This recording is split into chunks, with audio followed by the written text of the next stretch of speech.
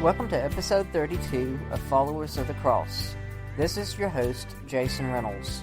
Michael Ware is the author of Reclaiming Hope, Lessons Learned in the Obama White House about the Future of Faith in America. Michael is an evangelical Christian who served in Obama's Office of Faith-Based and Neighborhood Partnerships during the former president's first term. Michael handled faith outreach in the re-election process. Although I and many other Christians disagreed with President Obama's decisions, I did not handle this interview as a chance to second-guess the president. I'll leave that to the pundits. Instead, I spoke to Michael about his experiences as a Christian working with a Democratic administration, building bridges, and focusing on topics like adoption and human trafficking. I'll let Michael tell you more.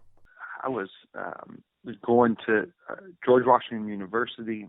I had been following Barack Obama's career for some time already, and I ended up in the same hotel kind of front lobby as he was by a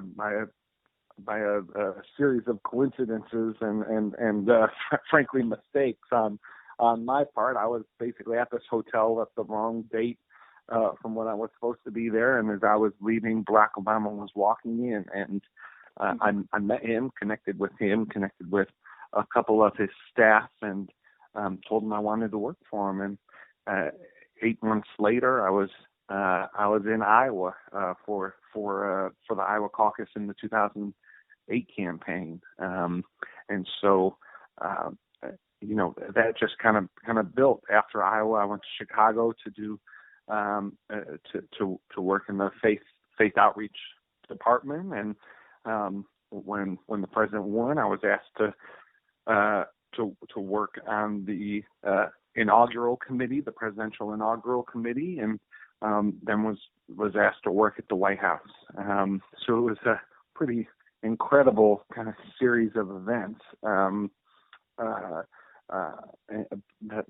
led me to working at the White House serving the president.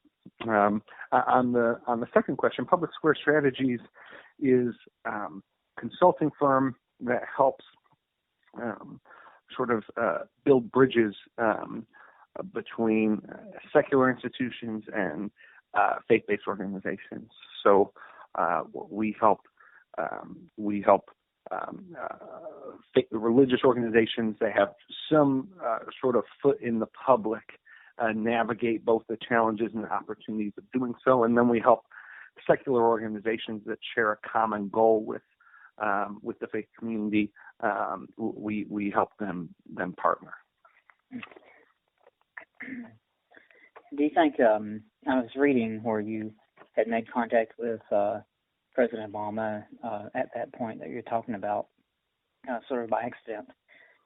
Do you think your persistence in contacting his assistants was crucial, sort of in like just making sure you didn't get lost in the shuffle?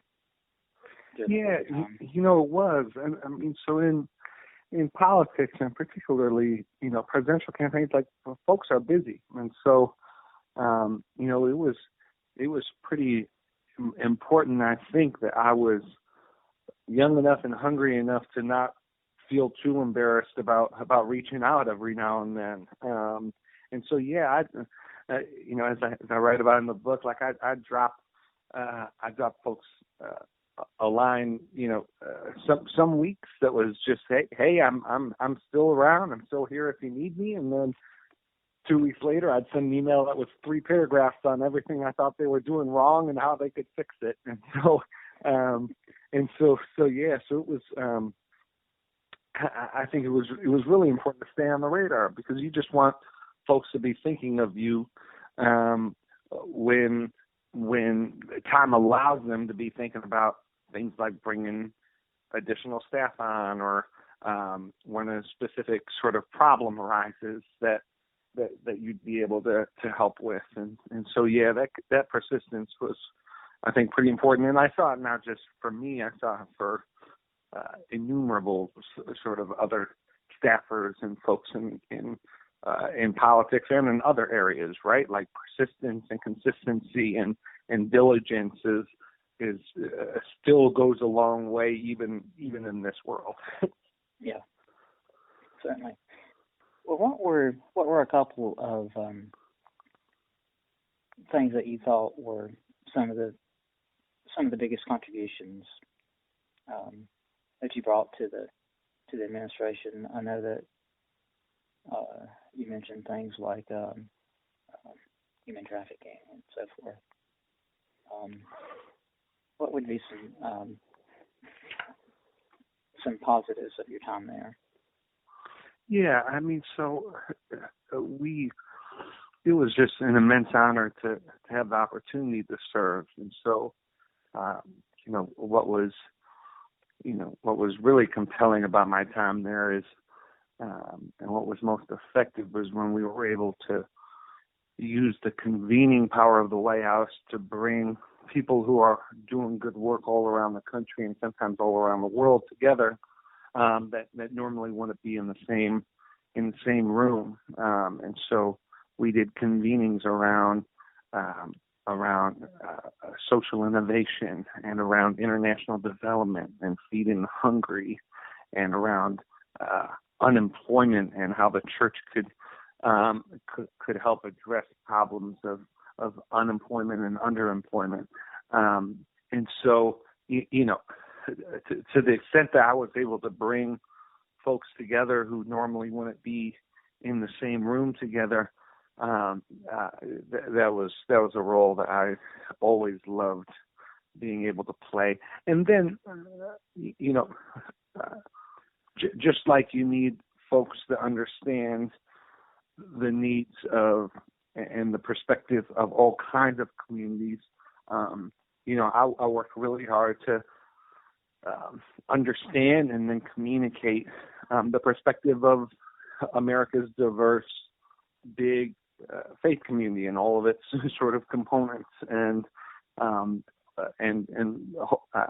think I served well there too. But I just like the most incredible thing about the faith-based office in the White House, which is where I served for 3.5 years, is it puts you in contact with the people on the ground in communities that are doing good work day in and day out with little acclaim, and to be able to lift those folks up and resource those folks, that was the part of my job that I enjoyed the most. Did you, as far as working in politics, the meeting of politics and religion, what would have been one of the more difficult aspects? Did you catch flack from people on the left who didn't understand religion, people on the right, or people of faith, whatever their beliefs were? As far as that goes, how did all of that play in?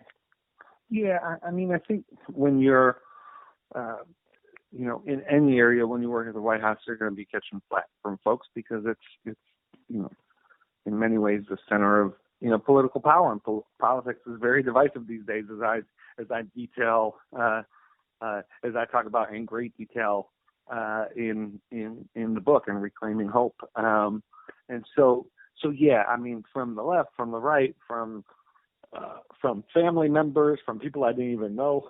I mean, of course, that just kind of comes with it.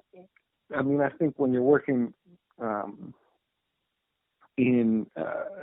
working with issues of faith and religion, those do sometimes hit closer to home for folks, and people feel more emotional, as they should, a more emotional sort of engagement with those issues. And so,